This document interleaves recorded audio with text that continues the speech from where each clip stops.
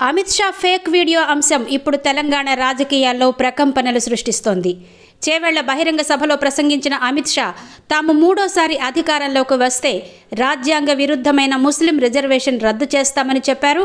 అయితే ఆయన కామెంట్లను వక్రీకరిస్తూ రిజర్వేషన్లు రద్దు చేస్తామని అమిత్ షా అంటున్నారని కాంగ్రెస్ ప్రచారం చేసింది. దాంతో తెలంగాణ సీఎం రేవంత్ రెడ్డికి ఢిల్లీ పోలీసులు నోటీసులు పంపారు. ఎట్టకేలకి ఈ నోటీసులపై రేవంత్ రెడ్డి వివరణ ఇచ్చారు. Amit Shah fake video viral కావడానికి తనకు ఎలాంటి సంబంధం లేదని ఢిల్లీ పోలీసులకు రేవంత్ సమాధానం పంపించారు. ఆ వీడియో పోస్ట్ చేసిన కాంగ్రెస్ తెలంగాణ ట్విట్టర్ ఖాతాను తాను నిర్వహించడం లేదని చెప్పారు. తాను కేవలం సీఎంఓ తెలంగాణ వ్యక్తిగత ఖాతా మాత్రమే వినియోగిస్తున్నానని ఢిల్లీ పోలీసులకు రేవంత్ సమాధానం చెప్పారు. ఈ కేసులో స్వయంగా సీఎం రేవంత్ రెడ్డి పేరు రావడం చూసి యావత్ తెలంగాణ సమాజం సిగ్గుతో తలదించుకునే పరిస్థితి వచ్చిందని బీజేపీ పెద్ద ఎత్తున విమర్శలు చేస్తోంది. ఫేక్ వీడియోల వ్యవహారంలో రేవంత్ రెడ్డి ప్రజలకు క్షమాపణలు చెప్పాలని కూడా వారు డిమాండ్ చేస్తున్నారు.